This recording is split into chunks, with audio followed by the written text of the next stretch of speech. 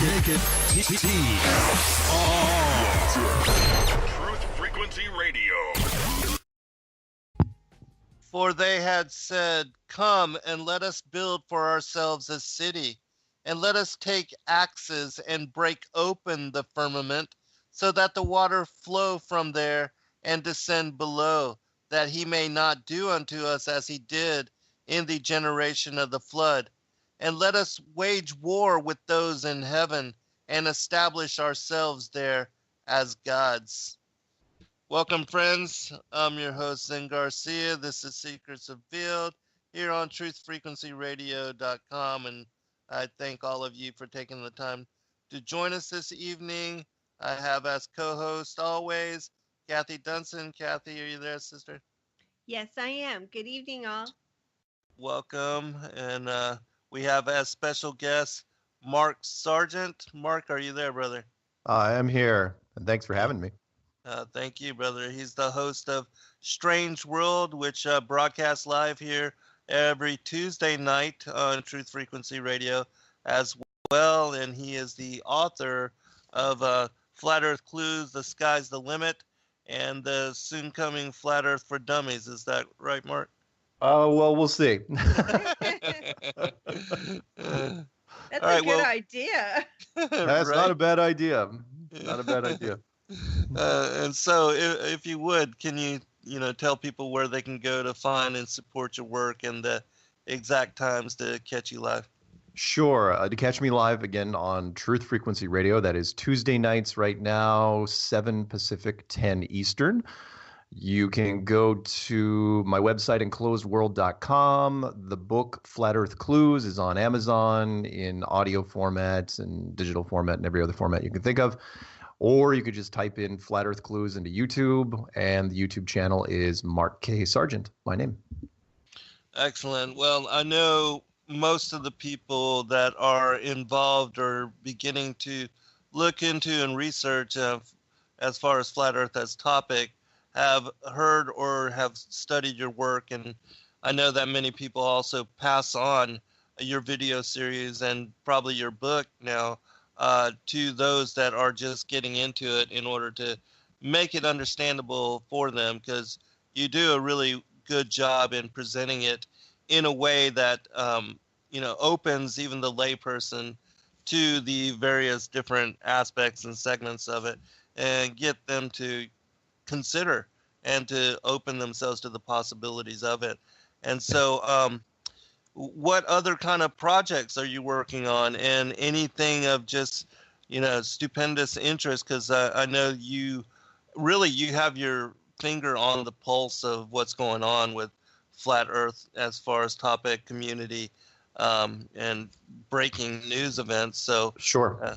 yeah, It has been an amazing. It hasn't been that long since I've been on this show, but a lot has happened. right. In fact, the mainstream media world got a real heavy dose of Flat Earth just recently, and which was great timing because we just announced. Well, let's start off with the Flat Earth Conference, the International Flat Earth Conference, which is going to be November 9th and 10th in Raleigh, North Carolina. And wow, once that was announced, and that should have been news enough for the beginning of the year. But then an interesting thing happened, and I don't know if you guys have been covering it that much, but NBA basketball star, world champion, best point guard in the NBA, Kyrie Irving, during a podcast on his way to the All-Star basketball game in New Orleans, decides to come out as a flat earther.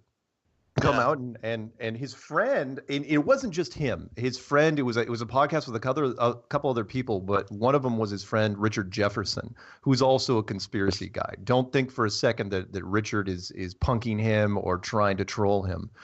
He baited him, and Kyrie went for it. And so by the time that plane landed, the mainstream media was ready to descend upon him, because most people know that in the sports world, especially professional sports of football and soccer and basketball and baseball, sports stars are notoriously boring at interviews. They are coached literally to say, certain phrases and paragraphs when it comes to sports interviews. Give 110%. The team played hard, and the other team was good, and I, coaching, blah blah blah. All this crap we've all heard a million times. So when the best point guard in the NBA comes out and says, "Oh yeah, by the way, I believe in the flat Earth. Here's why," goes into some detail. And then he goes into a room, a stadium basically filled with reporters. What do you think they're going to do? They're going to come at him. And by the time, and that was on a Friday night that he did the podcast. So by the time, and Saturday and Sunday, a lot of shows were already digesting it. But I called it by Monday morning. The shows that are weekday shows, basically every weekly show or even daily show on ESPN covered this thing. So I was so busy 3 weeks ago. I was literally just producing videos as fast as I could, because not only did Kyrie come out and say this, but then Draymond Green from the Golden State Warriors, he was like on board. I was like, yeah, it could be. You could tell the guys that were in and weren't. And then his teammate, LeBron James, currently the most recognizable athlete in the world, he didn't shoot it down either. He was sitting right next to him going, yeah, if he believes it, he's okay with me. And it didn't make him seem crazy at all, so I was just cranking out videos as fast as I could. So I'm literally looking at my video list, and I put out a conference video, and then Kyrie Irving, then Draymond Green, then LeBron, and then CNN covers it in a CNN article. They drug Bill Nye, the science idiot, back into the game, and so I did a rant on him, and I don't know if I may have caught it or may have didn't, but Bill Nye has now become one of my new personal hobbies, which is that man. Just that's everyone absolute again. Deceit with him. He's not a science guy. Well, that's just it. It's not. I will say this: there's no deception in his title. He's the science guy. He's just a guy that talks about science. But here's the thing, mainstream media, and I won't go off too much on this. I'll give you the quick summary, which is mainstream media he looks like such a quintessential nerd that Mr. Rogers, put him on camera, give him a topic. Revenge of the Nerds. Put him on camera, give him a topic, and he looks credible. But he's put on panels which he has absolutely no background in whatsoever. It's like, Bill Nye, let's ask him about meteorology. Let's talk about astronomy, quantum physics. Hey, Bill, how would you like to design a piece for the Mars rover? Blah blah blah. It just keeps going on and on. It's like, look, the man has a bachelor's in mechanical engineering. That's it. No master's. He met with the president. Wasn't he on Air Force One with him? Yes, Obama. Oh my God. Yeah. He is every mainstream, and this is just lazy journalism, in my opinion. The mainstream media, they realize he's good on camera. Not as good as say Neil deGrasse Tyson, but he's good on camera. Bring him out. People go, oh yeah, I remember him. He used to do a children's show about teaching science, and Disney picked it up. He is literally an actor. He was a mechanical engineer. They got bored with engineering really early, started off as in an acting troupe in Seattle, Washington, did a little skit about him doing science experiments, really resonated with people, did a children's show for 5-6 years about, teaching kids about basics, about how water boils and fire burns and gravity and stuff like that. And people it just resonated to where now that's what they do. So if CNN needs to talk to somebody about climate change, they're going to freaking bring him on. And that's what they did here. They brought him on literally to respond to the whole Kyrie Irving thing. Why are you asking this guy? Why? Why are you doing this? He is not, and granted, in his wiki thing, he will say that he's a science educator. Totally get that. But the disclaimer is not there when he's on Larry King Live and when he's the subject matter expert on Who Wants to Be a Millionaire.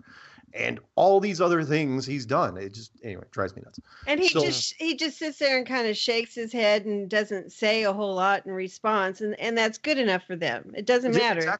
Exactly. He comes on with the moniker, the size, and actually, I have to give kudos to Jake, the flat Earth a-hole. I didn't know that in-depth background about him until I saw his video. So I mean, there's a lot of real good truth digging in the flat Earth community. Oh yeah. And again, Bill Nye, I understand he found a role, he found a niche, and you got to remember his first book wasn't even put out until 2 years ago. He's just been milking the acting thing until, for years and years. I mean, starting from the early 90s, he's been milking this thing. And he's the modern day Mr. Wizard. Although I'm pretty sure if you looked up Mr. Wizard, he probably had more education than Bill Nye did. Bill Nye wasn't even a Hollywood actor. He was a Seattle actor that did a skit where literally he was just a jacket and a bow tie talking about science. And thin, his facial features, very nerdish looking guy. If he wore thick glasses with tape around the center, it would be perfect. Anyway, so they Sports Illustrated actually called him up at home to talk about the Kyrie Irving thing. And then I'm looking through my videos. Sports Nation did a show on him. The Jump, which is a basketball show. The First Take on ESPN did it. Let's see, Sports 120 Sports, another big show, and then Joe Rogan. And this happened, rapid fire, by Monday and Tuesday. Then Joe Rogan could not help himself. He drags Neil deGrasse Tyson into the studio, brings him into his place for a video interview, and they're talking about Kyrie at some point. Then TMZ you probably saw that one, when TMZ got Neil deGrasse Tyson. They caught him at home after smoking a whole bunch of weed. And seriously, he was freaking baked. And he's just laughing and saying that he was saying stuff to the effect of, well, it's a free country and you can say what you want, but Kyrie should stick to basketball and not ever come near science or NASA, which was insulting. Yeah, totally. AJ Styles, the World Wrestling Federation guy, former champion, although they're all champions on WWE. He comes on a wrestling show and he's dancing around the issue. His friend knows full well he's into conspiracies and he believes in the flat Earth. And AJ Styles says to the effect where, he goes, I'm not going to talk about it, but there's some stuff here that you wouldn't be able to handle.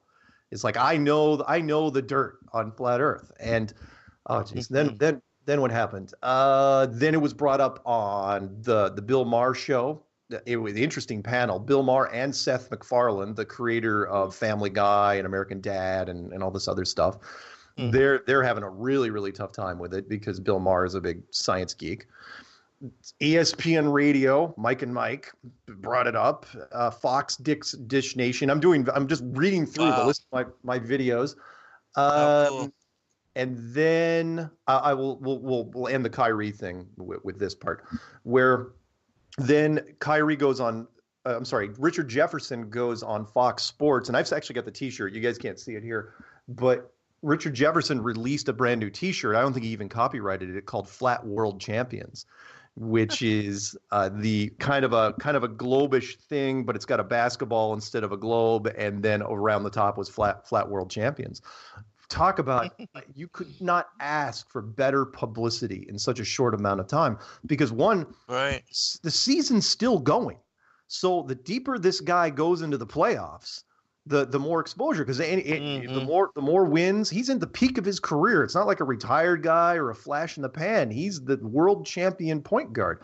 So as he goes on in the season, any kid that looks up Kyrie Irving, all you have to do is type in Kyrie Irving into Google. You will find flat Earth all over it.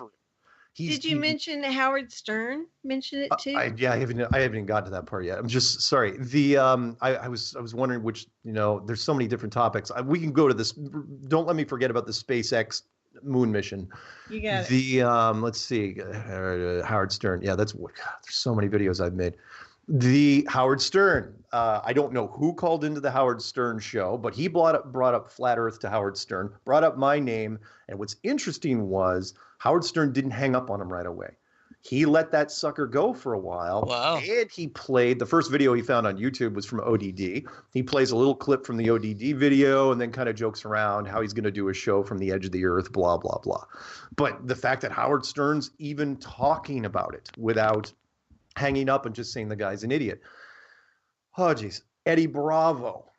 That I was going to ask you about that. Oh, my Lord. So here's the story there, because it really depends who you talk to. This is about He's the best. thinking about it. Oh, Well, he represented really well. Oh, yeah. I was well impressed. So Eddie Bravo has been on, I don't know if he's a cage fighter. I know he's a Taekwondo guy, big fighter. And he's a friend of Joe Rogan's, and he's been on Joe Rogan's show a bunch, and he's more extreme. He's what Joe Rogan kind of used to be. I think he and Joe back in the day would swap conspiracy stories and just amp each other up.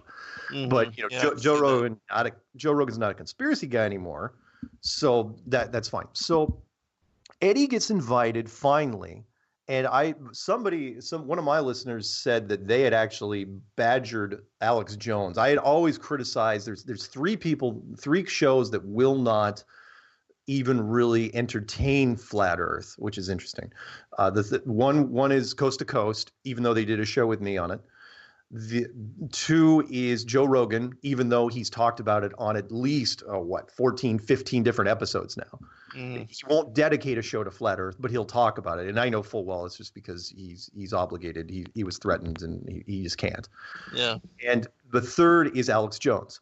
Alex Jones, one of his producers, it was at least a year ago, came to me and asked me, is it possible to do a Flat Earth show without saying Flat Earth? What? I know, yeah, exactly. And I go, well, I know where they were going with this, because you can dance around the issue as much as you want, but sooner or later you're gonna have to say it, because the listeners are gonna want it too. They're gonna say, what are we talking about here? Right. Different people who have interviewed me have also said the same thing, and that is we're kind of nervous because of the backlash. Because as you know, in the chat rooms, unless it's a show that's kind of pro Flat Earth, the chat rooms just light up. The phones, right. It's a call-in show. The phone lines light up. Doesn't matter who it is. People just go berserk. Right. They don't know what to do.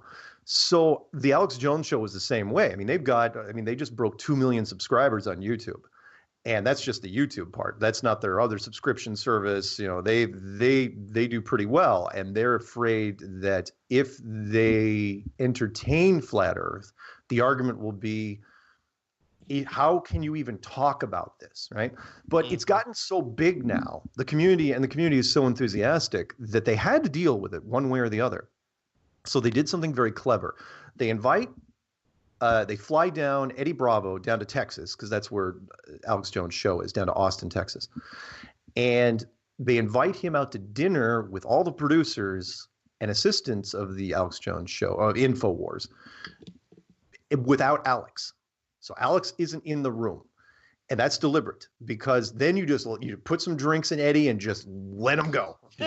Spin him like a top and see what happens. And everyone, he's running that room. And the original, and what they did was they filmed it. It was a live stream. I've never seen this before. But yeah, Awesome. It was a live stream for like 2 hours. And I knew this because it was on a Tuesday. It was just this last Tuesday. And I knew because somebody was messaging me, because I had a show to do Tuesday night. And I'm watching this thing literally up to the last minute before I jump on my show. Because it's like, holy smokes, he's talking about it a lot, and they're asking him questions, and he is absolutely representing. He's just going. And what was interesting was after he was done, they pulled that from the Info channel. Now, of course, it wouldn't make any difference because there were people already recording. So in fact, out of the 2 hours that they streamed, they only put 38 minutes on YouTube. And I grabbed it almost immediately. And the part I grabbed that talked about Flat Earth, out of the 38 minutes, he talked about Flat Earth for about 20 of it. And the Infowars watermark is in the corner, and you can see that. And then they pulled that, but somebody else recorded the whole thing. And so I grabbed the other 24, 25 minutes of it. So I did Eddie Bravo Talks About Flat Earth at Infowars Dinner, part 1 and part 2. Awesome. It was so great. I mean, he would not, you could tell he was totally into it. He knew his stuff backwards and forwards. He even mentions Eric Dubé's video at the end. It was an interesting choice of videos. He mentions Eric Dubé's The History of Flat Earth, which means that it was very, very recent. The History of Flat Earth is not an old video by Eric. And so he goes out, he does that. That was fantastic and great for him. And he didn't say anything, other people, they couldn't attack him. He got a really great gift of gab. He's got a lot of passion and it's fantastic. It was great to see. And so then he goes, and here's the reason why they did this dinner, because when he goes on the Alex Jones show, which was 2+ hours, they didn't talk about flat Earth. Alex never brought it up. Eddie didn't bring it up. You could tell that somewhere between dinner and the Alex Jones show, they said, look, you talked about it last night. We're not going to talk about it on this show. And the reason is because during that stream, it's a great test. The internet is fantastic now for using it as a test bed. So you put the video out there, you look at the social media comments, right, and then you judge for yourself. Okay, what can we do with this? And they decided there was just too many people on both sides. You got a group of people who are saying, "Wow, I'm so glad you talked about this," and the other side, the scary side for them is, "Look, I'm totally going to unsub if you do this again." And that's all they have to hear. It comes down to, I hate to say this, but it comes down to the money for those guys. Yep. Exactly. So they pulled it they pulled the video from Infowars, but it didn't matter because there was enough people out there, and they didn't even hit me with a copyright thing. And I monetized the video, and I was waiting for them to copyright it, and they didn't. Joe Rogan copyrights all his video stuff. Alex Jones, though, did not in this case, and I thought that was very interesting. Anyway, so all that stuff I listed up to you happened in the last 3 weeks. It was. Well, that is awesome. It was Eddie Bravo is fun because he brought out the props. He had the light in the center of the table as the sun and salt and pepper shaker. The dinner plates. I mean, it was really a great perfect. example. I mean, he got some of the dates. He got some of the dates wrong, and I know he had a few drinks in him. But I got some things watching him that I just had been stuck on before. Something clicked, and it was from that. So nice.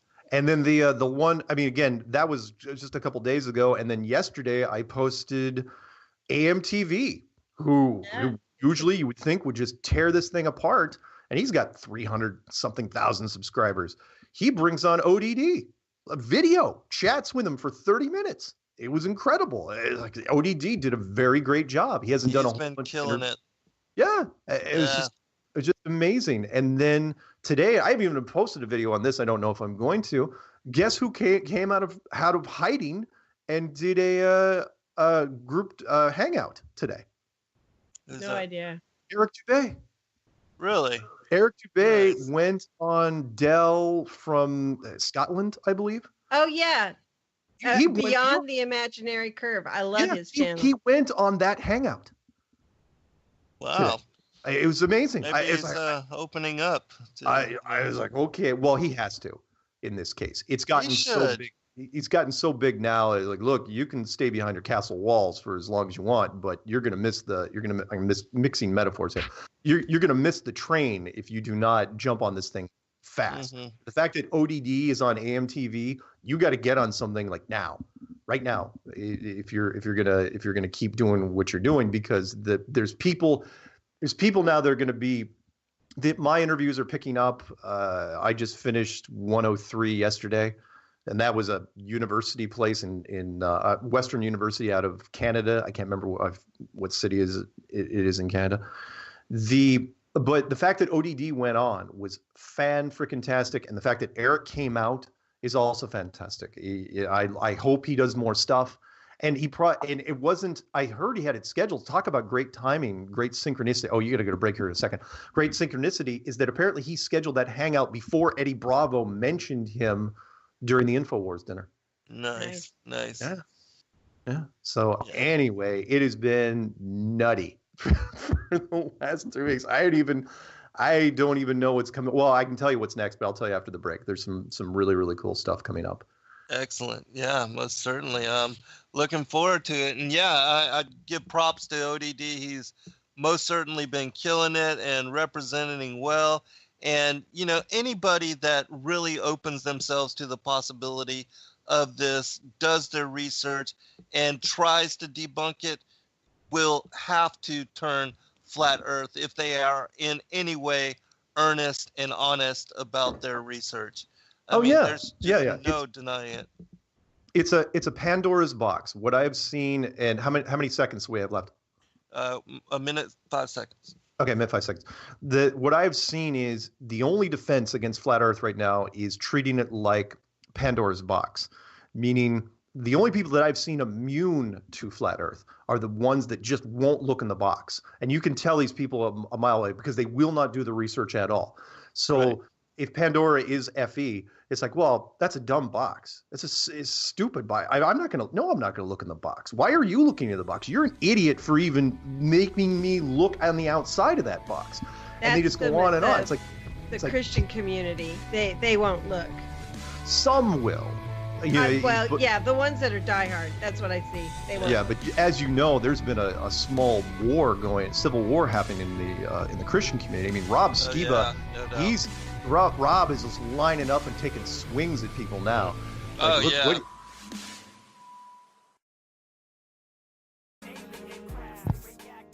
right, welcome back, everybody. I want to just read really quick a reply that I sent to a retired U.S. Air Force officer that challenged us on flat Earth and also 9/11. And the reason I'm bringing this forward is because of, well, you'll see at the end, but I said, we thank you for your service to our country and nation. However, if you have not even determined that 9/11 was a false flag, you've got a very long way to go before you can even comprehend the extent of the quote unquote global conspiracy of Darwinian heliocentrism. And while I respect your status and appreciate your commentary, it is not difficult at all to confirm for oneself that the Earth is in no way moving at any rate of speed, and that there is no curvature to be measured no matter how much effort one puts forth to try to verify it. Anybody can go to a long stretch of flat land or water and confirm that one can see objects, monuments, cityscapes, and even islands far beyond what science itself declares possible in measuring the rate of curvature, which is 8 inches per mile inversely squared according to the distance one is from the object divided by 12. I am so confident of this that I openly challenge any individual scientist, physicist, or organization anywhere $5,000 through our company, Sacred Word Publishing, to show us 2 witnesses which verify or confirm through repeatable experimentation that the Earth is moving or that there is curvature. I respectfully even extend this challenge to you as well, and I pray that you take me up on it. Mark? Wait, challenge to who? Anybody. To anybody. Him, any Nice. organization, any astrophysicist, any NASA scientist, anybody. Nice. So you can use that on your $5,000 show. open. You can use that on your show now, Mark. Right. Fantastic. Yeah, well, make put it sure. out. Yes, forward that to me. Definitely. That's awesome. Yeah, I That's most certainly totally will. true. It's Yeah. like your standing challenge for Jeffrey Grub debate. Oh yeah, again, there's so many different things to cover. I finally got a Jeffrey Grub challenger. Finally, just a couple days ago. Really? Awesome. Oh, wow. It took forever, and the first one I got was a German physicist, but he wouldn't release his name. He wouldn't do it, and I said, "Look, there's no offense, but unless Jeffrey Grubb's going to release his name, and Right. I've got my name out there. If you don't release your name, there's nothing I could do. Your credibility is non-existent." So honestly, and I wasn't trying to insult him. I go, "Look, you could be anybody at that point. If I did that, then just about anybody could call in. It's like, oh, I'm an astrophysicist for 10 years. Like, no, you haven't, unless you tell me, your name and Right, confirm who credentials. you are." So I shot that one down. But the one that came up a couple days ago was an anthropologist out of the Netherlands. And I'm not going to give out his name yet, But what we're going to do is we're going to do it a little different because he's shy, and the idea was, he's going to be at a disadvantage because, like a lot of scientists, there's just too much information on the flat Earth side, and they just aren't prepared under short notice to deal with it. So what we're going to do is we're going to do a pre-record, but we're going to have them record each of their own statements. So it'd be kind of like an email correspondence, but instead of email, it's going to be all audio. So it's going to be 5 minutes of the scientist saying, okay, here's what I think, here's why, go. And that way there's no interruptions, there's no moderator. It's just basically two very scientific-minded individuals talking to each other without being face-to-face. And awesome. I think it's going to go very, very well. And at the very least, it'll be civil enough and sophisticated enough that it may entice other scientists into getting into this. Yes. Because this way they can prepare their arguments. At this point, the community is so confident in their arguments that I don't care how much time you give the scientists. Open book, no time limit. What do you got? Right, exactly. And because they've had that chance already. The Flat Earth Clue has just turned 2 years old. Mm-hmm. And since then, I put the challenge. I mean, the Jeffrey Grub challenge has been out there, 6-7 more months? I should probably look to see when I started that damn thing. Mm-hmm. And nobody wanted to go up against him. Yeah, you had some ticky-tack, Red's rhetoric and cool hard logic, guys like that. I think kind of would take it. But at this point, we need scientists, somebody that's willing to put themselves out there. Mark, what I think about this, the way you're talking about the format, it's a much higher level of discourse from the side that we're usually looking at, the debunks, and they just don't bring anything. So at least this might be something really worthwhile for us to listen to. Oh yeah. Now, will they be talking above people's heads, and will they kind of digress into different roads where some people may not find it interesting? Yeah, maybe. But that's just scientists. That's one of the reasons why science is having a hard time addressing this is not necessarily because of the message that Flat Earth is bringing, but the way it's framed. They can't relate to it in any way, shape, or form. So this way, they might at least have a chance of getting their voice out there without feeling like they're going to be steamrolled, which they would. Mm-hmm. I mean, I have no doubt. You put me in front of a panel of scientists, I will tear them to shreds. And the reason is because they only have certain number of weapons to fight us with. They've only got 12, 15 questions. Mm-hmm. That's go ahead. Sorry. And you got truth on your side. This is something I emailed to you guys. I don't know if you saw it, but on the science side, I came across, I've got these Google alerts for Flat Earth and for NASA. And I'm thinking now that other flat earthers do as well. There was an article that was posted today on a science blog, and this gal, it's titled, hold on, I Come in Peace, Engaging with Life on a Flat Earth. Right. And three or four people have sent that to me already. Oh, okay. Well, I found 4 comments on there from flat earthers, and they were all very nice and thoughtful. But the thing was, she laid out some things, just she's obviously biased against it, but she was considerate enough to say, my mind is bubbling with ideas, including the possibility of sending a GoPro camera up on a balloon and playing back the footage, at some kind of science fair to show the flat earthers that it's really round. And so people responded to that. Well, first, you don't want to start with a GoPro camera. So it was really kind of a cool thing. So. I got an idea here, Mark. Let me run this by you really quick. Sure. I was thinking, with us offering, because money is most certainly an incentive for people to get involved and to actually try to debunk us. And, whenever you try to debunk and really research this topic, you're gonna learn the truth of it, and you're gonna go the other way. So what I was thinking is maybe we could get individuals like yourself and other people that are prominent within the flat Earth community to not donate money, but to say, I would be willing to add this much to the $5,000 that we've already put up Let's Sure. get a bunch of people say, I will guarantee this much as well.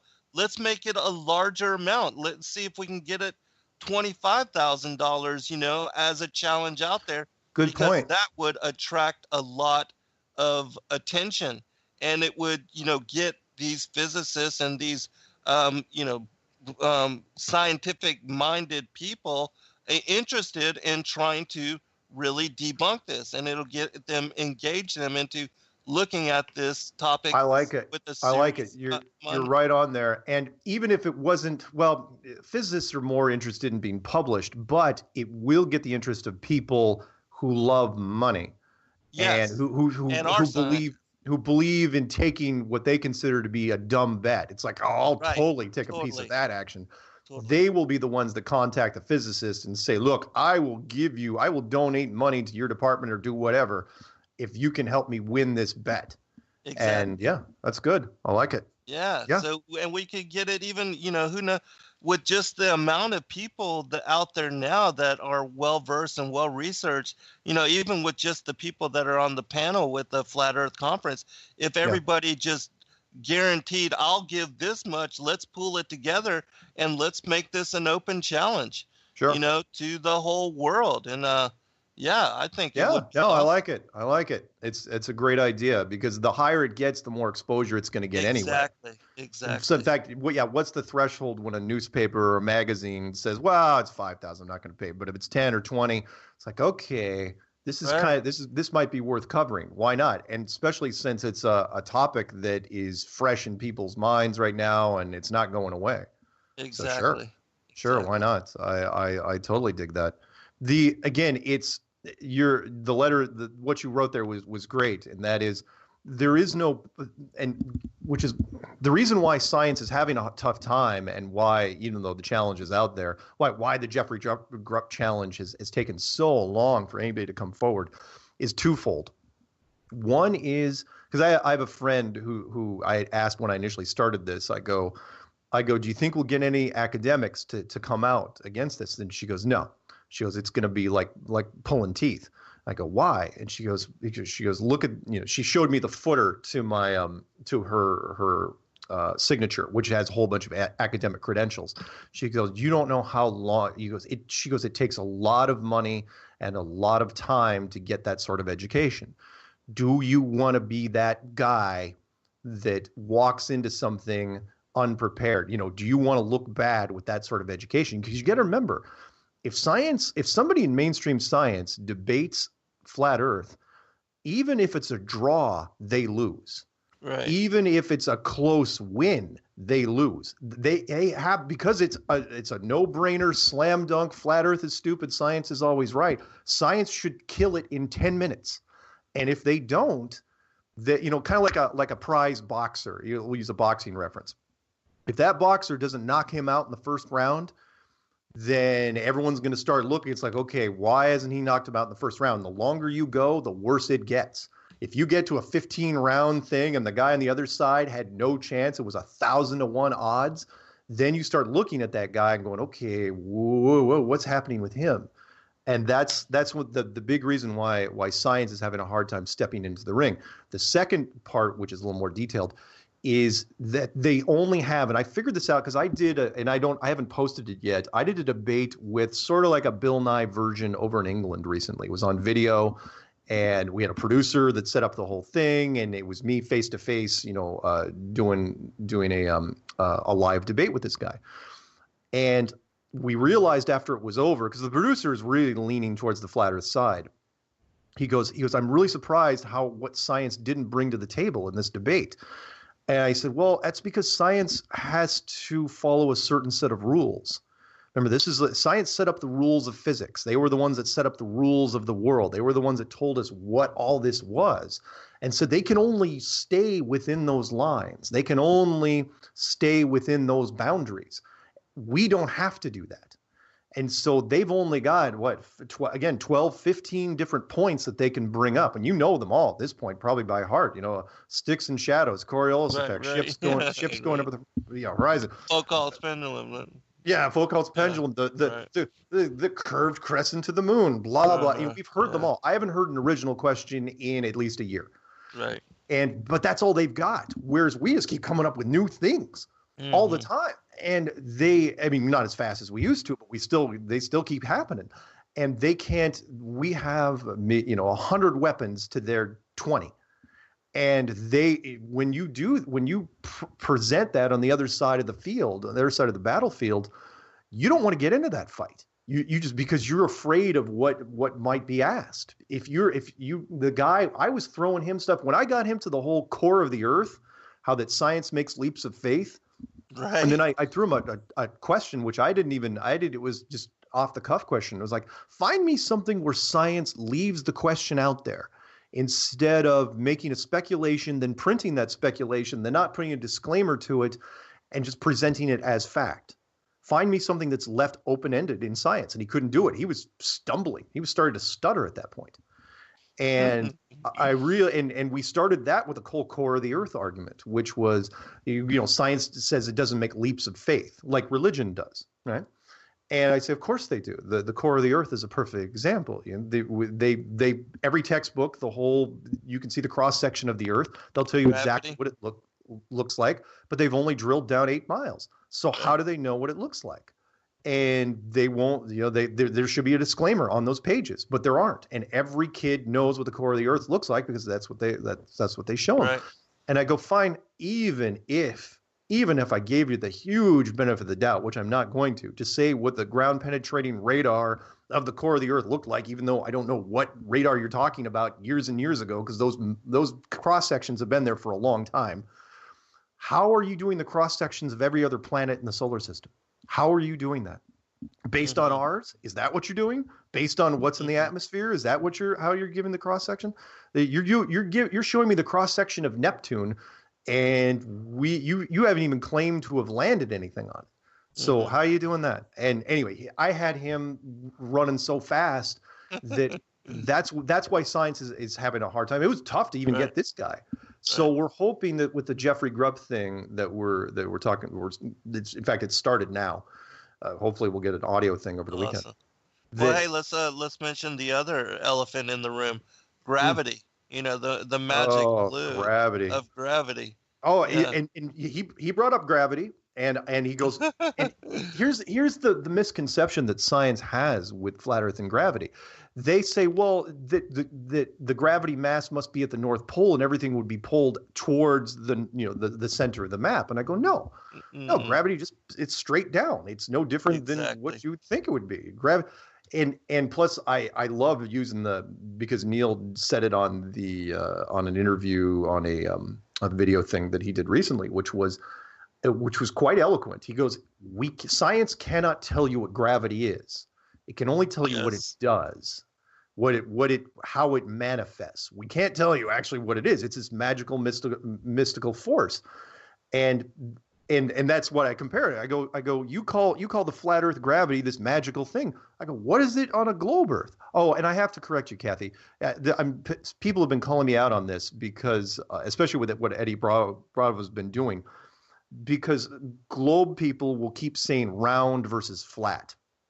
And we have to come back. It's like, look, a dinner plate is round. A pizza is round. Your tire on your car is round. It's either a globe or a sphere or a ball. Right. So that's what we try to throw back at them. It's like, look, those are the 3 terms you get. You don't get round. Round is what we can use round. You can't use round. But again, that's the simple programming that's, because they think around the world. So they equate the two. So it is. That's like the circle of the earth, the circle of the earth. Well, the circle of the earth, a perfect example. That's a circle. And you know the argument. Yes, of course, right. Well, and you mentioned Rob Skiba, and he put out a video yesterday as a challenge to who is it? Which pastor? Yeah, which one? Stephen Anderson, Kent Hovind, Jim Williamson was on that as part of the challenge. So, nice. Doug Hamp. It was Doug Hamp. I've never seen. I think Rob has finally turned the corner. I mean, when I saw Rob going on the offensive and talk about great timing. He was in Amsterdam when the Kyrie Irving thing came out. And I'm sure he had to hear it from over there. And it's like that point he knew. I think you talk about your destiny, your fate, or whatever, synchronicity, whatever you want to call it, divinely inspired. The fact that all these things are happening simultaneously is fantastic, because now the mainstream media doesn't know where to turn. Now, I will say this. Here's a really interesting point about the whole Kyrie Irving thing. And so he made every ESPN show there was, and every internet publication there was, literally everything. Everybody covered it, including CNN. However, the lowest common denominator, and by that I mean the mainstream television networks, NBC, ABC, CBS, Fox, and CNN, never ran a television story on it. And that's interesting. You would think that one of those five, even as a joke, in lighter news or in sports news or whatever, everybody covered the All-Star game. Nobody on video covered. In fact, that clip where LeBron James was on video saying, "Great." Yeah. That wasn't an American channel. That was a Spanish channel that we grabbed that from. And the Americans, that the video of that was never released by the Americans. The one where he said, "That's news." That's news. Yeah, that's news. Yeah, honestly, you could not put a dollar value on LeBron James asking if the Earth is flat.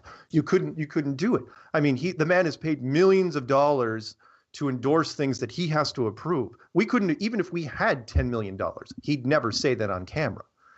And yet he did it voluntarily for free.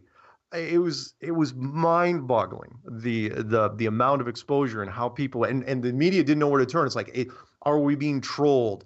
Is Kyrie serious? And they're saying, no, Kyrie was backtracking because of this one. There was a USA Today reporter that went after him, and he was angry because he was trying to be delicate because he had a whole bunch of people around him, and he was saying, look, kind of the effect of, you have a responsibility to all those younger people out there that listen to hang on every word you say, to not say dumb stuff. That's basically the essence of what he was asking there, or what he was having them do. Like, flat Earth is ridiculous. You shouldn't even be uttering those words. You have 3.5 million Twitter followers just on Twitter, not to mention the basketball world that looks up to you. You're a character in every basketball video game currently. Why are you doing this? And they went back and forth for a while. And what was the line that Kyrie said? He goes that science supports a globe model, but that's what he said, supports. Like that, because that's what science puts out there. But it's not that science proves. He never said that, and nor did he ever clarify in any other interview that he did after that. And it's interesting. We'll have to see how the follow-up interviews come. That happen down the road. But he never backpedaled, not the way that people wanted him to, which is why Neil deGrasse Tyson came out, why Bill Nye was on camera yet again. I don't know who else they could even bring out. They haven't asked Michio Kaku yet about this, which is kind of interesting. Had you heard that there's a March for Science this, when is it, on Earth Day? It's the first ever March for Science.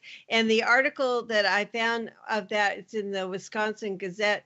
They have a picture of, that monkey to human. Oh, the Homo evolution sapien. picture? Yeah, they have that or that evolution picture, and it says science, not silence. Oh. And they equate that to the Trump administration being a flat earth mentality. It was also very good point, Cathy, because the Bill Maher show, they were trying to tie the two together. They were really trying to tie the whole Trump supporters to flat earth supporters. I thought that was really interesting. It's like, why would you try to link these two together? Of course, that's only going to help us, because if you keep doing that, that's just free press. And also with creationism. So it's something being set up against Christianity too, even though there's a large number of people that are not Christian that are waking up to the flat Now, earth. there will be, even though we've got a conference coming up in November, there will be some flat earth mixers, I'm sure, this April, because last year we did it on, well, not last year. Was it last year, 2016? Yeah, it was, wasn't it? Wow, it was only a year ago. We did it on Earth Day, and I highly suspect that if this conference gets enough press, because remember, this is an organized thing. This is an actual thing that's happening. First time in 500 years that this thing is, I know Europe did their sort of their thing, but I mean, it wasn't as big. And I didn't even know it happened until it happened. But I would imagine that there will be some science protesters there. It's people from the academic community, or who knows, grad students, from astrophysicists, whatever, that will try to, disrupt it in some way. Because especially if, maybe I can't reproduce, unfortunately, Comedy Central. Remember when Neil deGrasse Tyson went on television to drop the mic, that whole thing? Right. This gravity. You can't use that clip. Comedy Central blocks it. You cannot use the clip. So I'm wondering, though, that initial statement that he said during that, which was, there's a growing anti-intellectual movement happening in this country that, if left unchecked, could spell the end of democracy as we know it. I'm wondering if he keeps going down that road, if we get in some sort of organized, I mean, it's going to be small and pathetic, but an organized movement against flat Earth, maybe, before the conference. So. Yeah, I'm sure. Well, I know they've got to be, the powers that be, they've got to be scrambling. And I think it's very interesting that you mentioned that the big five, as far as the media outlets, which basically control the other ones, they won't say anything about it, but yet they'll fly it on their flag in front of the United Nations. Yeah, not on television. I thought it was interesting. As much as television has YouTube has replaced a lot of television, mainstream television is still considered the lowest common denominator. A lot of people still watch TV, and I'm included. So yeah, maybe they're holding off until this is the next level, and until a show comes out. But we'll talk about that in the next thing. We're just a few seconds out, but yeah, lots going on, and most certainly we'll cover the conference and all that when we get back. We'll be right back, everyone. Okay. Heaven is like a roof to the material world, and will serve as the floor of the new world. It is by nature shining and glorious, and it is the dwelling place of the invisible hosts. When God spread out this firmament, he brought up above it a third part of the waters, and above these is the heaven of light and of the luminaries. I wanted to ask you, Mark, because I have a lot of friends that are involved, like military and working in high-level Black Op project. Well, not a lot of friends, but some, and they're totally scientific and military-minded. And I always want to send them the different interviews and videos that you've done with all of these artillerists, specialists, Navy, flight, and all, submarine commanders, all that. But anyways, I had asked you a long time ago when we did interview, if you had ever considered just taking very small clips of each of those interviews and putting them together into one, so that all of that can be all located in one video and in one place. And I think that would just be fantastic for, to present to these military type people or these scientific minded people, to have all of those testimonies confirmed in unison in short clips in one place. And if you had thought or considered doing that. Yeah, you know what? You're right. And I was looking over the list, because the list is pretty big, and there's, each show is 2 hours long, and it takes a while to get to them. Up until recently, I haven't had the time, but I will make the time to build this. I think it's a good idea. I don't know how long I'm going to make it, but I'll see if I can find the best parts. And because I'm probably I was thinking about kind of doing something like that for the convention anyway, because I'm going to have to do a summary of the testimony shows for the conference coming up in the fall. Cool. So it's a good idea. I like it. Yeah, I think it'll be profound. I mean, because all of these different testimonies, and even if you did just like, short 1-2 minute clips from each one of them, would just be astounding. Yeah. So. Yeah.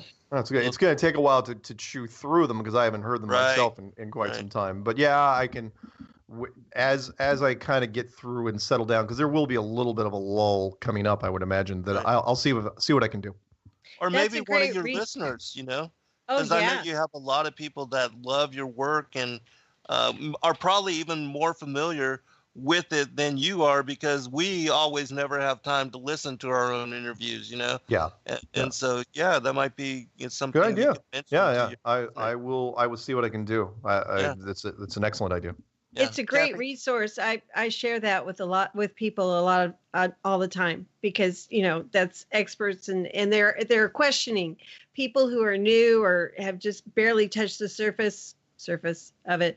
They want to know. They want to know, and I think that's a great way to introduce. I mean, there's so much wonderful stuff out there, but it's hard to sift through these days. Yeah. There's a flooding going on, a lot of mirror going on too. Oh yeah, there's so many videos still. coming out. There's, Right. in fact, a couple things. One is interesting about that list. The testimony shows. In fact, I made the playlist on YouTube, which is the testimony shows of subject matter experts, the people that have contacted me in different fields that have said, yeah, we're absolutely on board with your flat Earth thing. Everything, all branches of the military, engineers, air traffic controllers, pilots, flight instructors. Take your pick. There's surveyors, one of my favorites. But what's interesting to me is not only have none of those guys, because it's been a while now, not only have none of those guys recanted on their testimonies, but nobody has come out against them. And I would have thought at the very least you would have gotten somebody especially from the armed forces, Army, Navy, Air Force, Marines, Merchant Marines, somebody would have come forward, the Army, and said, wow, no, I'm an artillery guy, and I can tell you you're absolutely wrong. Nobody's come out against them. And that every month that goes by that nobody contacts me trying to refute these guys, then it just dry. The cement is so hardened now on my side. It's like, well, you guys got nothing. That's why science is going to lose this, because it's if you haven't come out by now and done it, and I of course said this a year ago, if you haven't come out by now, then it doesn't exist. We haven't missed anything. And isn't it something that with 500 years under their belt, they wouldn't have had a storehouse to go to of information? Yeah. I mean, well, and again, what's different about this? What makes this different? People in the mainstream media, when they started delving into the Kyrie thing and the Richard Jefferson and B.O.B. Oh, I'm sorry, I forgot that B.O.B. came back. Right. Yeah, I saw that. He came out of hiding, and when I saw that, I had to replicate it and reproduce it because he was on Hot 97 FM. Right. It's got a mere 1 million subscribers. He came back on, and that was what's significant about this. I don't want to lose my point here, is that he had not done an interview since he came out since he did his Flat Earth thing. He made his album, he made his single, Flatline, and did his thing against Neil deGrasse Tyson, and Neil deGrasse Tyson came out, and the media world wanted to interview him. I'm sure his phone was ringing off the hook. Literally, his phone was blowing up, and he didn't talk to anybody. There was no Time Magazine, New York Times, everybody ran a story on this, and nobody did an interview. And all of a sudden, Kyrie comes out, and B.O.B., what do you know? He comes back and goes on Hot 97 FM. Did he came do out well? of Flat Earth retirement? Yeah, came out of Flat Earth, even though it was only a year. But the thing was, he did horribly. You were working against 3 radio shows. Now, at least I know why he doesn't do a lot of interviews. He is not good at them. I'm not trying to pick on, if he's listening, I'm sorry, man. You are not good at interviews. You do not think quickly enough. You've got radio show hosts. He had 3 people in the room there, and they were snapping, just popping stuff off at him. And he just couldn't respond quickly enough. And so, yes, I will. The silver lining here is, like, look, the people had 1 million subscribers, and he was talking about Flat Earth. I'm sure we got conversions out of it. No question. You put Eddie Bravo in that room, and he would have run that room. He would have run the frickin' show. He wouldn't have blinked an eye. But it wasn't that kind of station. Eddie Bravo wouldn't have never been in that station. But the point is that any bad publicity, even any publicity, is good publicity. In this case, the fact that nobody in the flat Earth can walk into a radio station with 1 million subscribers right now. Well, we probably could now, eventually, but he could walk into any radio station, Grammy-nominated rapper, and talk to people about this. And he did talk about it for 15, pushing 20 minutes, but he did terrible. So anyway, where's I going with this? Oh yeah, science. I have no idea where my point was. Well, don't forget about the moon tourists mission. SpaceX now may be good. Let me wind up on this. Okay. Somebody sent me, and again, everyone sends the stuff to me, and I love it. It's like, Mark, I don't know if you've seen this yet. And it's been on the internet for 6 minutes. Right. I yeah, do awesome. that too. It's like, of course I've seen it. No, I hadn't seen it.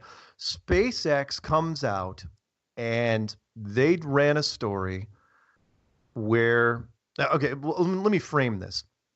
After they blew up a couple rockets last year, they come out and said, we're going to colonize Mars down the road. And everyone says, yeah, fine. I mean, everyone hears that story, and it's like, we've heard this. NASA talks stories like, one day we'll colonize Mars and go to Jupiter and all this other crap. And people say, SpaceX says they're going to go to Mars. Fine. You want to say you're going to Mars. You're not going to it now, even if you could go, because you can't solve the fuel problem. You want to know why you can't go to Mars right now, even if you believe that Mars was a planet far away, is that there's no way to get back. So the whole Martian movie with Matt Damon, impossible. The Red Planet. Van Allen. The Van Allen radiation belt. Yeah. If you can get past the Van Allen radiation belt, even if you could make it to Mars, you can't get back because there's not enough gas to get back.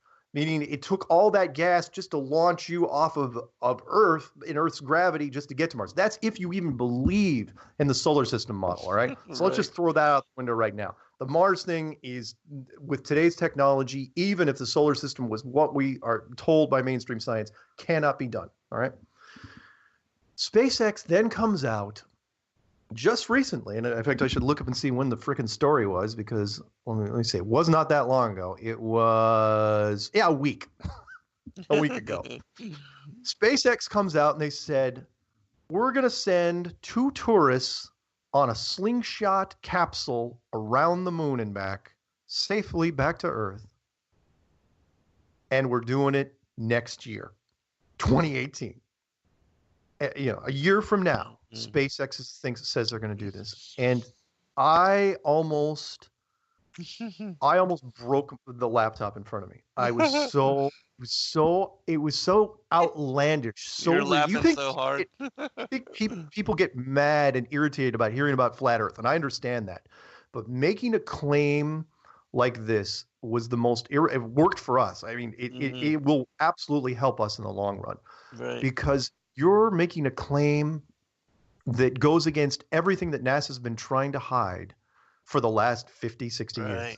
Right. Meaning, because it's like, okay, the first question was, what mythical spacecraft are you going to use to get to the moon and back? There's no, the Saturn V rocket that was used in the Apollo program, flawlessly, I may add, has never even been duplicated since then. And or use the Falcon system. Okay, have you tested this? No. Okay, so you're going to use an untested booster. What capsule are you going to use? Because even NASA is not sending anything through the Van Allen radiation belt with its Orion capsule. So what capsule are you going to use? Also untested. In fact, not even built as far as I know. And then, okay, you're going to also, so in addition with an untested booster and an untested capsule, you're going to attempt a mission which hasn't even been faked in 50 years. And on top of all these things, which pose amazing statistical improbabilities, you're going to do it with amateurs. You're going to send 2 people up that have no business being up in space at all. They're just rich people, right? And on top of that, people have forgotten this. You're going to do it in a year. And even there, in their article, there's going, our timeline is somewhat aggressive. It's like, somewhat aggressive? Dude, you're also attempting something that NASA's never done, because you're sending 2 people that are tourists, right? So what is who's going to be taking care of these people? You're going to take at least a minimum of 2 real astronauts. That's 4 people, and probably 3 astronauts, which makes it 5. No capsule has even been faked with more than 3. It's always 3 guys, right? Which means the capsule's bigger. At the very least, it's going to be 4. If you think you're going to do it with 1 astronaut and 2 amateurs,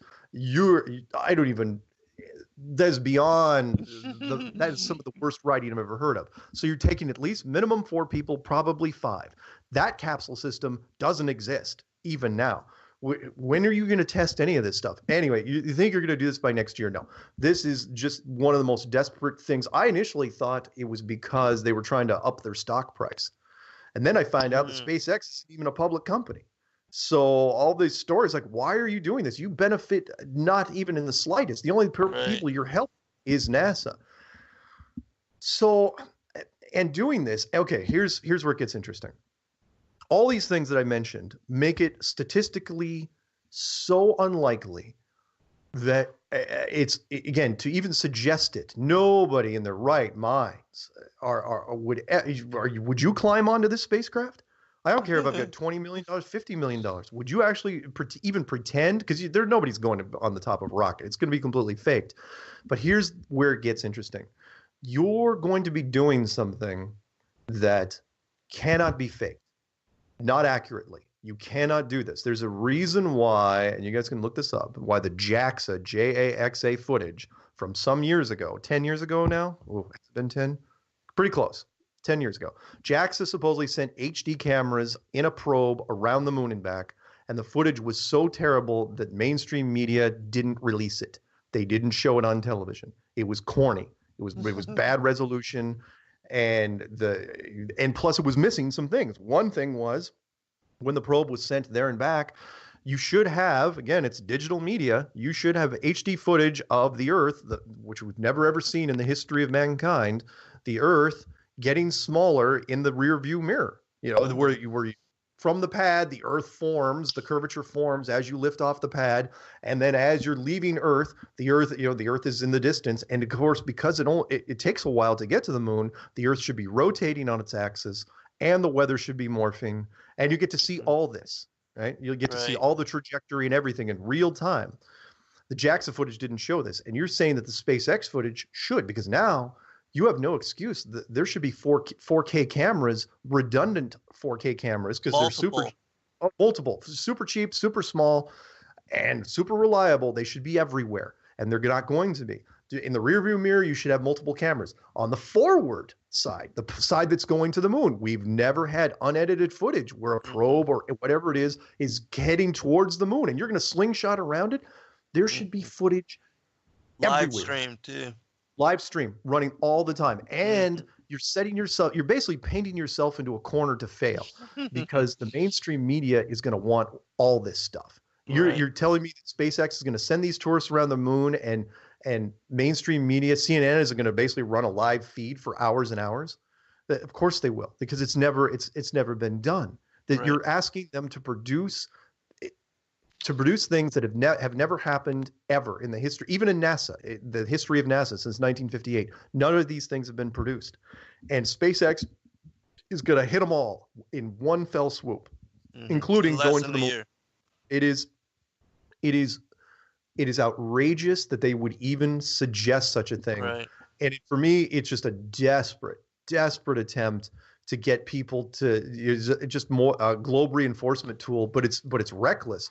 Because you're putting a timeline on it that's unrealistic. So next year when it fails, there's only 2 things that's going to happen. It's going to be kicked down the road because of mechanical problems or whatever. Right. Or you're going to blow up the rocket on the pad or something big's going to happen by then. Personally, I think we're hitting critical mass already. So I think them talking about it in 2018 is because they know that by 2018 this thing's going to be blown wide open anyway. So I was just floored by the point they mentioned this, because again, you still have to choose. SpaceX doesn't actually have, from what I understand, even the stuff they've been advertising, everything they've sent to the ISS and everything has been more or less unmanned.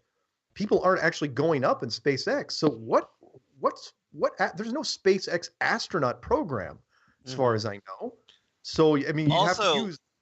What reputable astronaut is going to want to babysit two rich guys that have, no real serious formal training to be up there? Exactly. Absolutely right. It is there's so many holes in this plot. I love plot lines and I watch a lot and I absorb a lot of media. This is terrible writing. You are setting yourself up. You're basically writing yourself into a corner, because once you get to a certain point next year, you're either failing miserably. You can kick it down the road a little ways. And let's not forget about something that's happening right now, which I didn't even really make a video on, but I talk about, and that's the Google X Space Challenge. Do you guys know about that thing? What's that? Oh my God. Google X Space Challenge, $20 million first prize for any Earth organized space program to send a probe, landed on the moon, and beam back images. It's happening right now. But the catch is, again, aggressive timeline is you have to launch before the end of 2017.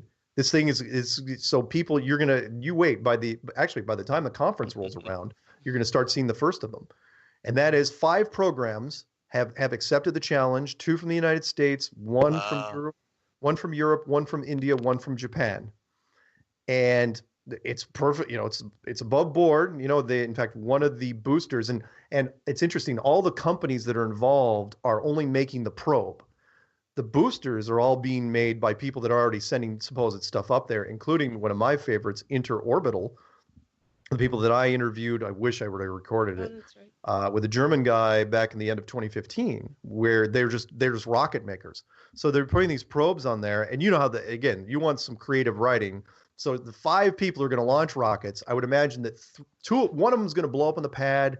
One of them is going to be lost right out of Earth orbit. One of them is going to crash smack into the moon. One's going to land on the moon and malfunction and not beam back. And there'll be one left. And that will land a probe and beam back such grainy pictures and then it'll finally fail. That's what I expect to happen. If I was going to write it. All the probes that finally get to Mars and then they lose, contact with them. Oh, yeah. Right. Anyway, so that's the Google X Space Challenge, and that's happening right now, where they're building these probes. They're going to launch them by the end of the year. Yeah. So winner gets 20 million. Second prize I think is 10. Third is 5. What are you kidding? Plus that's going to be interesting. Again, you're going to be breaking the rules. You send a probe there, you're not going to be able to beam back any reliable images. And you're saying, no, that's a wild speculation. Oh yeah. China supposedly has had a probe up there since late 2013. They supposedly have a Mars rover on the moon.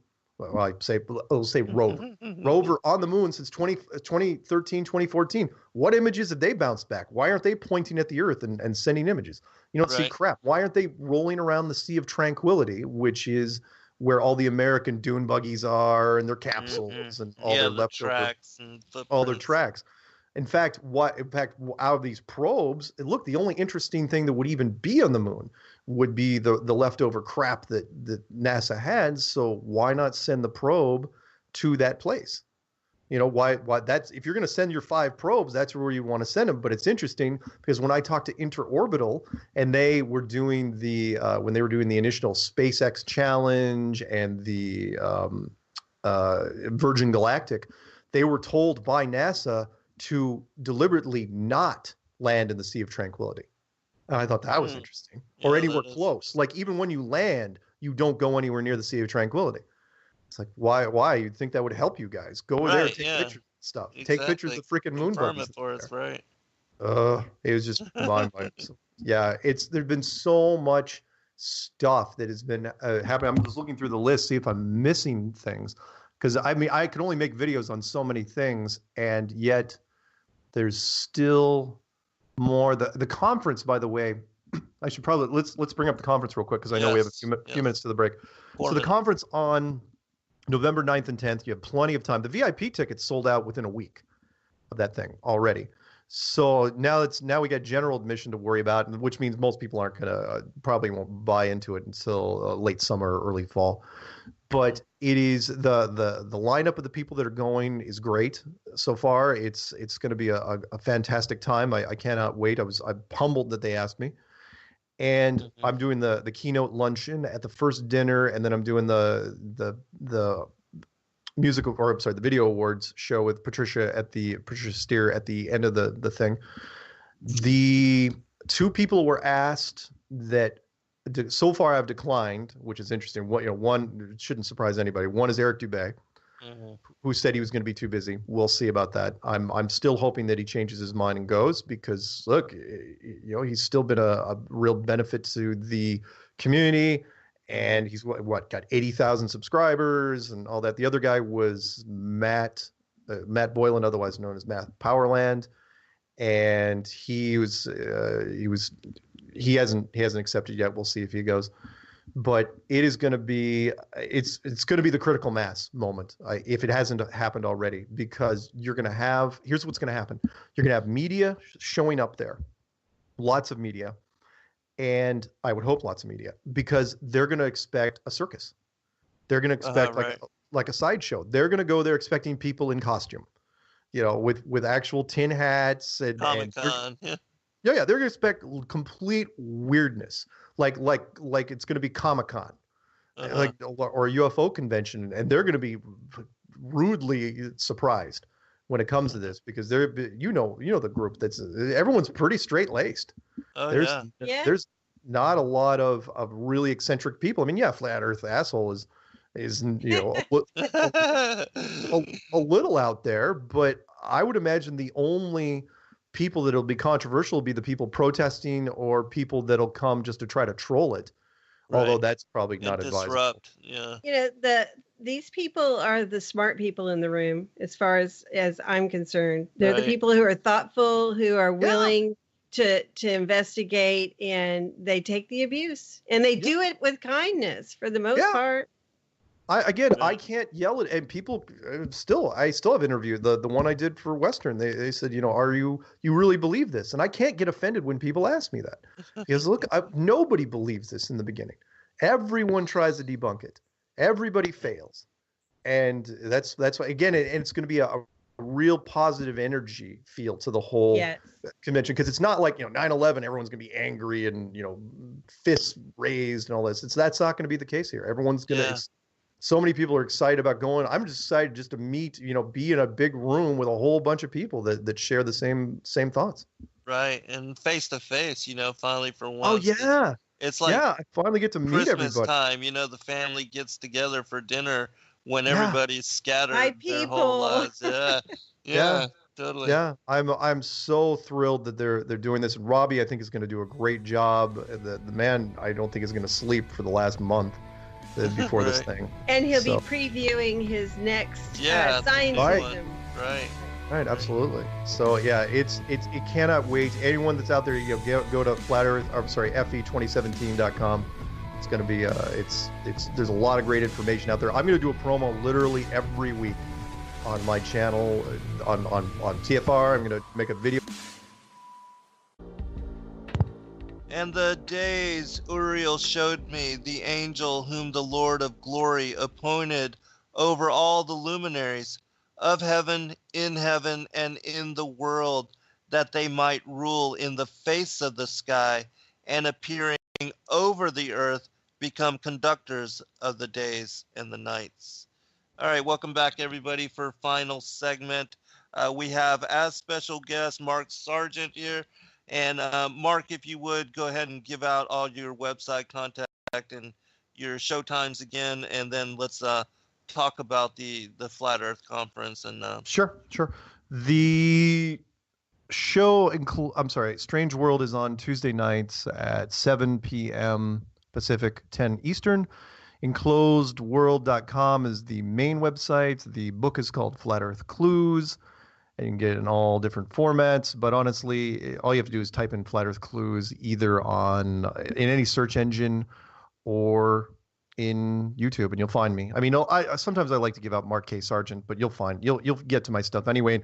And I don't really mind. Most of my videos are Creative Commons license anyway. The two biggest hit counts for videos right now in Flat Earth are on channels that I had nothing to do with. The two videos that were Flat Earth Clues mashups were the videos are called, one's called They Are Hiding God with the Greatest Lie Ever, and the other one's called Under the Dome Full Documentary. I think they're both at 2.5 million hits each.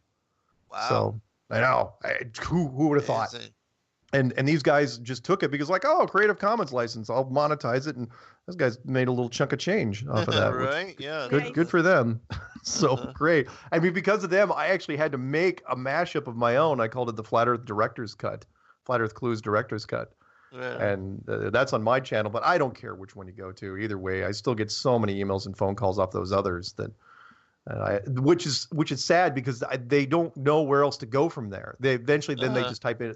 Eventually, they type in Flat Earth, and they will find the wave of stuff that's out there. Oh, I should probably mention this if you don't mind. There was something that was interesting that happened, which was there was a statistics squish. That's what we call it in the gaming world, but it happened in YouTube, which was when you used to go into YouTube and you typed in Flat Earth without any filters set up whatsoever, it would come up at like 7 million or so. My prediction for 2016 was that we would hit 5 million, and we hit like 7.5 million, which was amazing. Nice.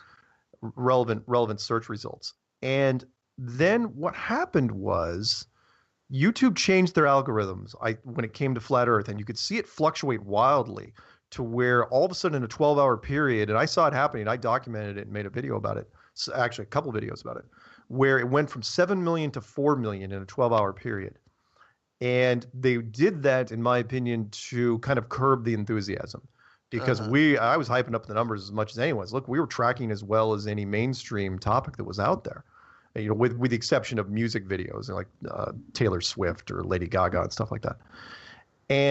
But it was interesting when I put that out there, Bob from Globebusters contacted me.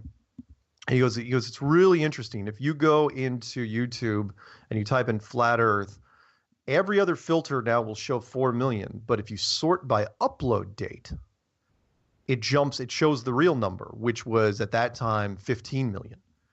Wow. And they never fixed it. As a matter of fact, now, because of the whole Kyrie Irving thing, it's up to 16.3 or something like that, which is huge. I mean, that's mainstream numbers right there. And which is why I did a series of videos called Flat Earth, the World's Secret Guilty Pleasure, which is why I try to entice producers. I go, look, we've made mainstream numbers without a freaking dime of media money. There's no marketing dollars put into this. Not only that, if you go into any search engine, just blind search engine without anything that's in the browser history or anything, you type in Earth is or the Earth is, it always comes up flat now. That's the first list, first thing on the list. And that's just a side effect of what the community has done. We didn't even try to do that. I mean, there are marketing people, the world's best potato chip. There are people that use Google AdWords and pay huge amounts of money to internet marketing firms to try to get things to show up higher in the internet search engine. And we're up there without doing anything, just because people just, as you know, when you get into the topic, you just keep hitting it. And I mean, I type in Flat Earth into YouTube and hit the search button probably a couple hundred times a day minimum. And multiply that by a whole bunch of people. It's right. Fantastic to watch. So anyway, I just wanted to mention that the numbers, you want to see the real numbers of what Flat Earth is, just type in, at least until they fix it, type in Flat Earth, go to upload date. You'll see that's on the far right hand side. Anyway, Bob from Globebusters says that's what he always searches by, because it shows you up until the minute what the latest videos are. So if something came out 2 minutes ago, that's how you'll find it. I found too, setting Google alerts for, Flat Earth and also for NASA. I hit on some unusual ones that I don't normally get from the channels that I'm sub to, and from just looking in the search filter. So that's another good thing for people who are really interested in the research. Oh yeah. It's, for me, I have to do it because I try to stay, again, on the pulse of what's happening out there. And it's fantastic. I've got my fingers in so many little different things. The license plate thing. Oh my Lord, has that taken off in the last year? I mean, again, you never know when it comes to these to people, because as you know, I had a It's Flat license plate, made it my banner, my background. It's my banner on my YouTube channel. I turned it into a giant poster banner behind me when I do video interviews, and nobody did anything about it. Then all of a sudden, a guy from Montana says, "Oh yeah, I got a It's Flat license plate too," and then everybody just came in. It was the first follower syndrome, where all of a sudden now I've got so many that I'm having to pick longer songs just to squeeze all the plates in. In fact, I just got four more this week from what was it for? Connecticut, Kentucky, New Mexico, Indiana, all just this week. Didn't you say there are a lot more in Canada too? Yeah, the Canadian now. Granted, there's only 15 Canadian provinces, at least as far as I know. But in fact, I don't have them in front of me. Let's see: Ontario, Alberta, Saskatchewan. Because Canada can do personalized plates. They replicate what we do. So, but in Europe, that's not the same. They don't do personalized plates. Now they do personalized plates, otherwise known as vanity plates, down in Australia. So let me look here. Canada, yeah, Saskatchewan, Alberta, and Ontario. So 3 out of the 15 in Canada. And I think we're up to, what is this? 4, what is it, 7, 28. We're pushing, I think we just got past the halfway point in the United States. So 27, 28 in the States. Nice. And it's incredible, and that's just the license plate thing, and that it's great because it resonates with people, because they see this, and once you can get past that, because a lot of people are nervous about putting themselves out there. They are, and I don't recommend that people go to their family members, sit down at the dinner table, and wait till they have a mouthful of food and say, the ultimate spit take, and say, by the way, I'm into flat Earth now. By the way, I'm shooting heroin this week. You might as well say that, because people freaking lose it. And I like your analogy to Fight Club, that a flat club, the first thing. Rule is you don't talk about Flat Club. And and I just came up with that in the first week that I was doing this, because I was doing it myself. And what that means is, for people who don't know or understand, Fight Club, first of all, from the greatest year of movies ever, 1999. But Fight Club, what they did, it's not that you didn't talk about Fight Club. It's that you chose very carefully who you talk to about it.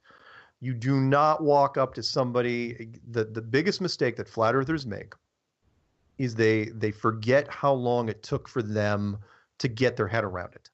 If it took you 4 or 5 days before you became a flat earther, and I'm being generous here, some people take much longer, like me, then all of a sudden they forget about it, and they get so excited, and it's like, oh, I'm going to convince this guy in 2 hours. No, you're not. You're not going to convince your family over dinner. You're not going to convince somebody over a cup of coffee. All you can do is put the seed in their head and let them work it out for themselves, because the harder you push, the angrier they're going to get in most cases. People, I have seen marriages get on the borderline now.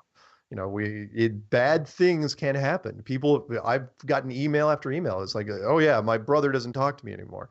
My mother doesn't return my calls anymore. Right. Dude, it's because you got to come at them sideways. And of course, you size up the person. If they're not a conspiracy person, my sister believes everything. It's from God to Fox News to her. If it's not on Fox News, it didn't happen. Right. Plain and simple. Honestly, NBC News could run a story and say that there was an atomic weapon accident somewhere in Nevada is now gone, right? If NBC News ran it, she wouldn't believe it. She'd actually have to wait till Fox News said it. Oh my goodness. So bringing up flat Earth to her does no good. There's nothing I can do there. Mm-hmm. So when but the point was, the plates it's a great thing because people relate. They see their plate in their state, and it has sort of a visceral response. Like when I finally saw the Colorado plate, it's like, oh wow. At one point I was thinking, man, I thought I had that plate at some point because I had the Colorado plate for 20 years, but it wasn't. It's flat. It was my last name. I've just gotten so used to Colorado plates. So when everybody sees all these other plates, it really resonates in them. And they say, oh, hey, there's a lot of people that are into this. For every person and whatever points you want to make, I'm not going to rant too much longer on this, which is, Oh, you're good. for every person that's out there that's making videos, there are how many more that want to make videos that don't know how, and how many people that are afraid to make videos because they don't want their name tied to it, because they're afraid of what their family might find out, or they're just on the sidelines and they're waiting for it to get bigger. And you got to understand, the Kyrie Irving thing, that's no accident. This is a guy, the people around him, the conspiracy guys, and I should have seen this coming. Professional athletes, most notably baseball and football players, baseball and basketball players, they make a lot of road trips. NFL football, they only make 7 road trips a year, something like that. Maybe 8, unless you're going to the playoffs. Basketball and football, they're flying a lot of planes. They're on the road a lot, which means they're watching a lot of internet nowadays. Right. Which means they're watching a lot of YouTube. It does not take long, before you go into the dark corners of the YouTube world, Conspiracy. which is the conspiracy world. Yeah. And so for every one of people like Kyrie, there's a lot more out there that want to talk about it that haven't. I would imagine now, and I've got to have to find the stat. If it was Joe Rogan that put it out recently, he may have done that in front of Neil deGrasse Tyson, where he said something to the effect like that 6% of the American population believe the world is flat. And if that was true, and you're thinking, well, 6% isn't that much. It's like, well, no, that's 6% reported. Yeah, that's 6% that are actually willing to admit it online. Right. So, yeah, totally. and even, let's say if it was 6%, right? Every percentage point in the United States is, what is it? If it's 300 million, every percentage point is 1 million people. No, it's 3 million people. Wow, So yeah, that's a lot. So 6%, that's 18 million people right there. That's a lot of people. That's just willing to admit it. That's millions of people that are out there in the community, which is why, the channels are just, the subscribers keep going. I mean, Rob Skiba's doing a bang up job. People are getting a lot of subscribers now. Jared, I'm not even in the top 10 of subscribers in the flat earth world, which is amazing. I mean, I've done the most interviews, but I mean, Globebusters, for example, he's not on TFR or doing anything like that. He's been doing hangouts the last 3 weeks, basically ever since the Kyrie thing came out. He's averaging 1,100 people a hangout. Wow, awesome. They're doing a live stream. That's pretty good. Yeah, that's excellent. For any topic in YouTube. And this is Flat Earth. He's doing this with Flat Earth, a show literally called Globebusters. And you can feel that even though you look at the chat room, there's only, 40, 50, maybe 100 people making comments in chat. Who are those other 900 people? Who are these people? Listening. And where are they, what influence? It's only a matter of time now, again, where here's what kind of happened. Things happen in stages. The ripple effect from the Kyrie Irving thing is going to take a little bit, because the media, once you have the knee-jerk reaction of every sports show talking about it, then you've got the newspapers. They're going to look at this thing going, wait a minute, didn't this happen last year? And why is this a thing again? And the fact that he didn't backpedal, and will somebody else come out and talk about it? Once once more articles start coming out about it, and it'll start ratcheting up to a whole next level. And then you wait. I mean, this year, 2017, the year of critical mass, I have no doubt that it's just going to get weirder and weirder and weirder. I mean, look at all the stuff that's just happened in the last week. the people that are calling into shows now, Alex Jones considering it, nowadays, Joe Rogan seriously talking about Coast to Coast brought up the Kyrie. Here's an interesting thing. So Coast to Coast never does a thing again after my interview with them. And when Kyrie thing came out, then they made a plug back to my show that I was on with them, because now they have it as a reference point. See, we actually talked about it 15. It's like, yeah, but you thought it was a joke when I first called you. Right. He thought his producer was having fun with them. It's like, nope, it wasn't. But yeah, I half waited. It hasn't happened. I made a prediction. It did not come true, which was part of it was because the Oscars screwed me up. Oh, let me bring that. I want to bring Saturday that up. Night Live. Yeah. Well, yeah, I predicted Saturday Night Live, But Saturday Night Live didn't happen that weekend Oh. because of the Oscars. The Oscars, all the Saturday Night Live cast members were in Los Angeles hanging out at the Oscar parties. So Saturday Night Live was a rerun that weekend. And that's why I was so hoping that, and by the time it got to the next week, it didn't, they didn't talk about it, which was interesting because you know what they also didn't talk about, and I got to go into this for a little bit, which is the probability. There was an interesting article in the New Yorker magazine, and I don't know if you caught this, Cathy, that when I did my little rant, I read this article from New Yorker. Oh, yes. Which was, he was talking about basically that the Matrix was starting to break down. There was something wrong, some things that seem to be near impossible in this world right now are starting to happen on a frequent basis. And I'll give you some examples. I'll give you the examples. He didn't bring it up flat Earth, but he should have. He really, really should have. And here's what I mean. Something's happened in the last 3 months, a series of events that normally, statistically speaking, because I'm a statistic junkie, statistically speaking, should have never happened. One, of course, was the Donald Trump thing. You know, Trump being elected president, a reality television star, a guy who absolutely has no business, you know, who should have been in politics years ago but wasn't, was elected president, even though all the pollsters in that night, for sure, everybody, my mother, a diehard Republican, thought for sure Hillary was going to win that night. She did not. Trump won, and it wasn't even close. It wasn't like they had to do a recount or anything like that. Mm-hmm. It was landslide. Well, might as well have been. Yeah. And so probability. Okay, that was the first one. The second one was, oh crap, what was it? It wasn't the Oscars. I'll have to come back to the Oscars. Oh, the Super Bowl. The Super Bowl, which the American football program where the Atlanta Falcons were blowing them out. No team in the history of the Super Bowl. Two things happened that night, which had never happened before in the history. No team had ever come back from a loss that far to win, you know, from that many points back down to win. And an overtime has never, ever happened in the history of the Super Bowl. Both things happened. And when I watched it, and the guy was saying, it was like somebody turned off. It's like somebody turned off whoever was running the controller for the Atlanta Falcons. Yeah. Let's turn them off. That was it. They every once in a while you hear stories of a kid and their father playing each other, and the father's so terrible that what the kid does is after halftime he just gives the controller to his dad and takes the other one and plays himself to see if he beat himself in the second half. That's what it felt like. Never ever happened. Immediately after that, the Oscars. Never in the history, you know, thousands and thousands and thousands of trophies given out over 80 years, right? Envelopes. Oh, that was crazy.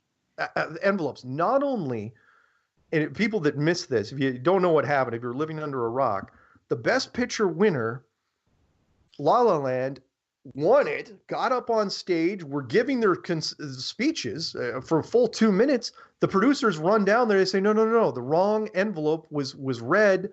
It's not La La Land, it's Moonlight. They had to kick La La Land off the stage and bring on the Moonlight. It's never happened before in the history. It's I can understand if it was for like a small category. Best Picture, the ultimate award of the entire show, where everyone should be double and triple and quadruple checking everything. And they actually, why didn't the producers immediately run on stage like 2 seconds later and say, look, we already know who didn't. Yeah, they let them give a speech. Yeah, those things happened, and the world's best point guard for the National Basketball Association comes out and says that flat Earth is real. All these things happened in a 3-month span. And statistically, none of them should have happened ever. And they all happened simultaneously. It's almost like if you believe in a plot line or why things happen, things are happening. It's almost like you're getting the impossible ready for people, where you're conditioning them for things bizarro world. Yeah, so weird that that nothing should surprise anybody anymore. Whatever comes down, these things were so I shouldn't say monumental, but they were big enough and so out there that nowadays, I mean, literally, if somebody, I tend to downplay things anyway sometimes. If whatever news story, whatever big thing, if a UFO lands tomorrow in London, tomorrow morning, I am actually not going to freak out. I'll look at it and go, yeah, sure. Why not? Why wouldn't it? We saw this coming. Well, and NASA's putting out crazy story after crazy story, and nobody questions it. It's like, oh yeah, sure. Like with the tourism around the moon, we'll just go la-di-da around the moon. NASA's stories recently have been, I mean, they're every day now. And I did predict that. I said, look, they have to. That's their only defense is just keep every globe conditioning as fast as you can. But the stories are so... They've got hiring for graphics artists all the time. Yeah. And writers. Yeah, it's jobs. It's silly stuff that they're putting out. And SpaceX, I don't know what Virgin Galactic's doing, if they're doing anything anymore. But it's amazing, the stuff. So yeah, and we're in the middle of March, and at this point, so many cool things have happened that I'm just rolling with it at this point. I mean, let me say again. Oh, I'm sorry. Let me say again. fe2017.com. That's the site, right? For the conference. Oh yeah. Right. fe2017.com. It's fe2017.com. It is the conference is going to be amazing just because the energy, it's going to be there. Everyone's going to be there. I hope I'm going to be there. I'm going to be there. I'm definitely going. Are you kidding? I said that, look, a line of astronomers with rifles could not stop me from going there. Well, and I want to throw out there for my son, hopefully my son will listen to this. Philip, you have to go with me because I need someone to drive me. And also Moliv is going to be there with his dog Shanty, who's a service dog. So we're going to be exhibitors and we're going to be selling a lot of books. There's going to be a lot of time between now and then, and Zen will write a library. Yeah, nice. I am not joking, Mark. I'm not doubting it. It is going to be epic. I am so excited about all the cool things. There's going to be flat Earth cars driving, anyone within driving distance, because it's in the middle of the East Coast, is going to be driving down with their flat Earth cars with their flat Earth license plates. I already know people that's going to do that. The merchandise is going to be incredible. I can't wait to see the people, because there's going to be models. There's a guy that's designing coffee tables. There's jewelry. There's all the fun swag you could ever think of is going to be there. Let me bring up one last thing too before we get to the end of the show. Yeah. Mark, let's talk to, especially since you got all the connections with, most of the people that are the big time speakers and everybody, but let's get a bounty out there and let's have people increase. Let's see if we can get it 50,000, 100,000 and offer it as challenge. And if we can get it that high, it's going to be big news and they're going to carry it everywhere. You know what? Put me down for $1,000 already. All right. Well, see, there's 6,000 right there. And then, we can, have Robbie included as part of the conference. If we can get $50,000 together, he can use that as a challenge to get more press for the conference. Sure. I think it'd be fantastic. I like it. I like it. Send me the email. I know we're running out of time, but send me the email and I will. I'll tell this to everybody. I'm more than confident at this point. Yeah, me too. And nobody has to put anything up, because we know they can't do it. And so it's just a bounty, like a reward. Put me down for 100,000. That's funny, but so let's the money definitely we'll have it out there to challenge, and let's watch them squirm. Right. That's really, really cool, man. I'm so excited. And by the way, thank you for having me on. Oh man, it's always a pleasure. You've been so excited. The shows I've been listening to you lately, and people who are writing in and calling into your show on Tuesday nights. I mean, there's a real excitement building. It's fantastic. Oh yeah, we'll keep doing it on the way, to Flat Earth 2017. We'll just keep doing it. We'll check in right there now and then. Yeah, thank you guys very, very much. Yeah, appreciate you, brother. I'll be in touch soon. Okay. All right. God bless all.